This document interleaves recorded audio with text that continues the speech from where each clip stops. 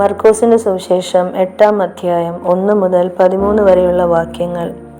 ആ ദിവസങ്ങളിൽ ഏറ്റവും വലിയ പുരുഷാരമുണ്ടായിരിക്കെ അവർക്ക് ഭക്ഷിപ്പാൻ ഒന്നുമില്ലായ്ക കൊണ്ട് യേശു ശിഷ്യന്മാരെ അടുക്കൽ വിളിച്ച് അവരോട്, ഈ പുരുഷാരം ഇപ്പോൾ 3 നാളായി എന്നോടുകൂടെ പാർക്കുന്നു. അവർക്ക് ഭക്ഷിപ്പാൻ ഒന്നുമില്ലായ്ക കൊണ്ട് എനിക്ക് അവരോട് അലിവ് തോന്നുന്നു. ഞാൻ അവരെ പട്ടിണിയായി വീട്ടിലേക്ക് അയച്ചാൽ അവർ വഴിയിൽ വെച്ച് തളർന്നു പോകും. അവരിൽ ചിലർ ദൂരത്തു നിന്ന് വന്നവരല്ലോ എന്ന് പറഞ്ഞു.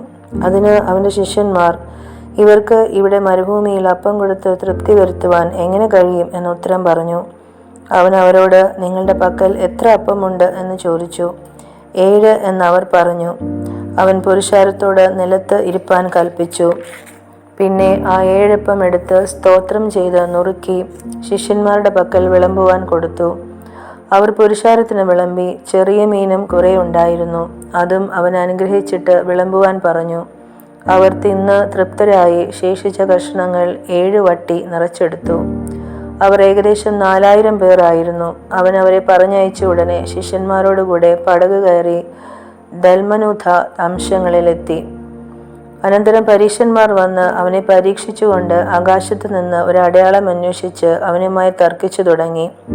അവൻ ആത്മാവിൽ ഞരങ്ങി, ഈ തലമുറ അടയാളം അന്വേഷിക്കുന്നതെന്ത്? ഈ തലമുറയ്ക്ക് അടയാളം ലഭിക്കയില്ല എന്ന് ഞാൻ സത്യമായിട്ട് നിങ്ങളോട് പറയുന്നു എന്ന് പറഞ്ഞു. അവരെ വിട്ട് പിന്നെയും പടക് കയറി അക്കരയ്ക്ക് കടന്നു.